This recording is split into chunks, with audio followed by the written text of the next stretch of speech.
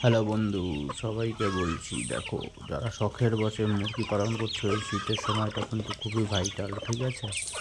তো আমিও কিছু শখের বশে মুরগি পালন করি। তো আজকে তোমাদের সামনে সেগুলোই আমি তুলে ধরলাম। আমার একটা ছোট্ট অনেক দিনের, মানে এটা আমি শখের বশেই করি বলতে গেলে, ঠিক আছে? তো বাড়ির মাংসের চাহিদা, ডিমের চাহিদা অনেক কিছু পূরণ হয়ে যায় এটার জন্য।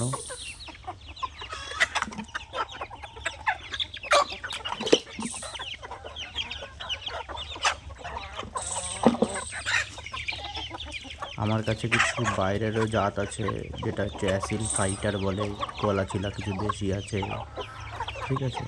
কিছু বাচ্চাও আছে।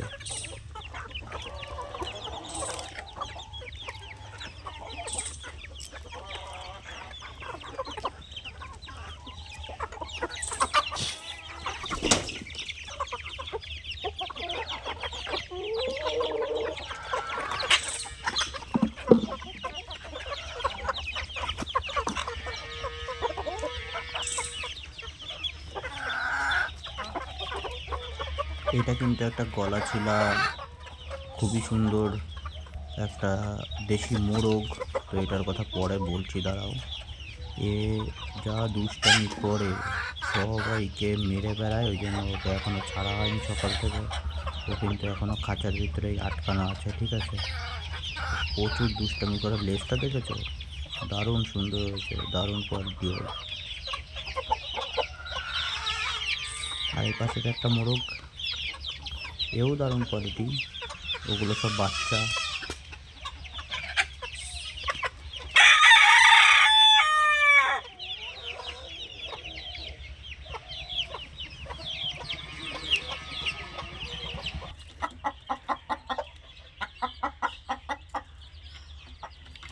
এটা কিন্তু অ্যাসিল ফাইটারেরই কিছু বাচ্চা আমার এই মুরগিটা দিয়ে বসানো ছিল। ওই 9টা 10টা মতো ডিম পেড়েছিল, 10টাই বাচ্চা তুলেছিল। তো আপাতত 9টা না 8টা বাচ্চা এখনো আছে।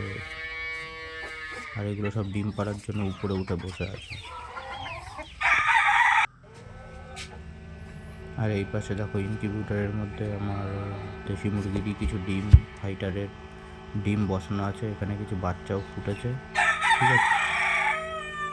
যদি কারোর বাচ্চার প্রয়োজন হয় আমাকে বলবে, আমি বাচ্চা দিতে পারবো।